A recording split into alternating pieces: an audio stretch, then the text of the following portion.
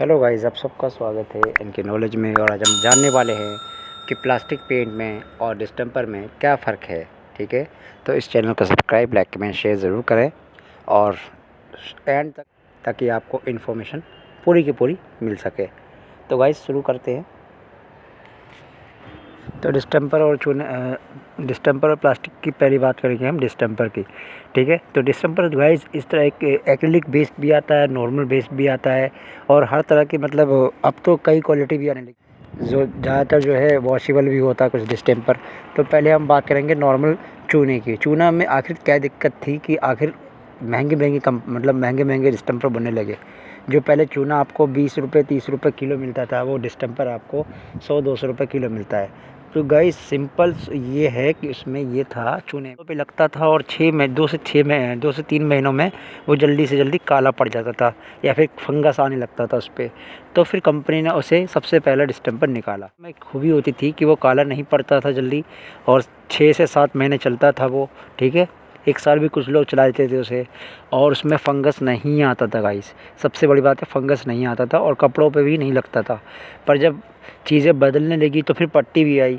जब पट्टी, पहले लोग उसकी एनामल की पट्टी करते, फिर लोगों ने जो है चूने की पट्टी करने लगे पहले, फिर उसके बाद जो है चूने की पट्टी आने लगी, दीवारों पे उसे अप्लाई करते थे।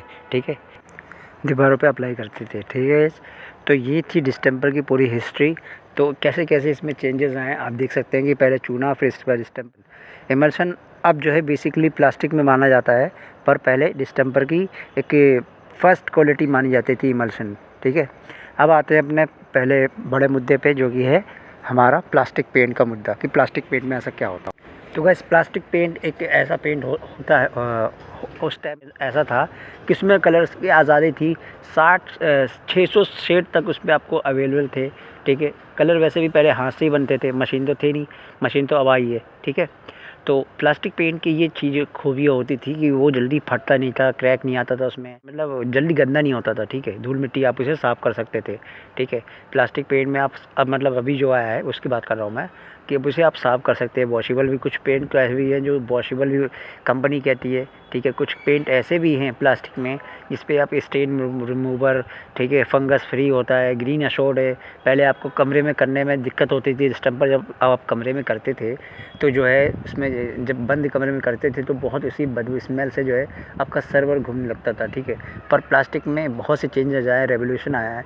प्लास्टिक में क्या है कि पहले की तरह उसमें बदबू नहीं है, उसमें खुशबू आए, ठीक है, आए हैं। और भी बहुत सारे, मतलब इसकी तरह तरह की कैटेगरी आ चुकी है। ठीक है, अब प्लास्टिक पेंट वैसा नहीं होता जैसे चूना पोत दिया आपने एक दिन में पूरे घर में, तो ऐसा नहीं है। अब जो है बेस बनता है पूरा 2 पट्टी का, या अगर आते हैं तो उसकी बात अलग है, अगर आप पट्टी की बेस बनाते हैं उसकी बात अलग है, और अगर आप एक्रिलिक की बेस बनाते हैं तो उसकी बात अलग है।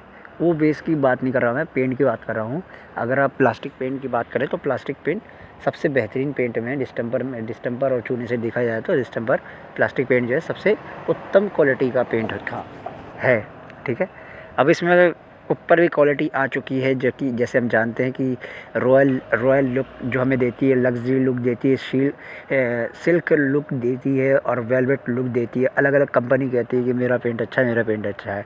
तो हम पेंटर भी जानते हैं कि पेंट कौन सा बढ़िया है और कौन सी कंपनी का बेस्ट है, ये आप सब भी जानते हैं। ठीक है, तो अगर हम हाई क्वालिटी में जाते हैं तो वो इमल्शन है। ठीक है, इमल्शन में भी बहुत सी चीज़ें आ गई हैं, जैसे कि चारकोल सिस्टम के अपने आपके घर की बदबू को भी ये जो है अब्जॉर्ब कर लेता है, गंदगी को अब्जॉर्ब कर लेता है। उन सब चीज़ों के वो वाला पेंट आ चुका है मार्केट में, और फुल्ली वॉशेबल पेंट भी आ चुका है, आप जानते ही होंगे। ठीक है, तो इस तरह के प्लास्टिक पेंट आ चुके हैं। और प्लास्टिक पेंट की एक बात है कि वो लीटर में आता है, और डिस्टेंपर की एक बात है कि वो किलो में आता है। हमेशा जब भी आप डिस्टेंपर खरीदेंगे वो आपको किलो में मिलेगा और प्लास्टिक हमेशा लीटर में मिलता है। तो ऐसा लगता है कि भाई डिस्टेंपर जो मतलब लीटर में जो है वो कम है और किलो में जो है वो ज़्यादा है, तो ऐसा नहीं है। मतलब उसको दोनों को कंबाइन किया गया, मतलब दोनों ही अपनी जगह पे हैं। बस कवरिंग के मामले में प्लास्टिक ज़्यादा कम है। जहाँ पे आपका प्लास्टिक 1 लीटर में 100 स्क्वायर फीट कवर करता है, वहीं पे डिस्टेंपर आपका 2 किलो में एरिया कवर करता है। कवरिंग रेट उसका ज़्यादा है, फिनिशिंग प्लास्टिक की ज़्यादा है डिस्टेंपर से, शाइनिंग भी डिस्टेंपर से ज़्यादा है, मजबूती भी डिस्टेंपर से ज़्यादा है, पर वो किलो में ही और ये लीटर में फ़र्क ही रहता है। रेट प्लास्टिक के ज़्यादा रहते हैं, डिस्टेंपर के कम रहते हैं। कम तो मिलती है गाइस अपनी नेक्स्ट वीडियो में, तब तक के लिए अपना ध्यान रखिए। Okay guys, bye bye. कम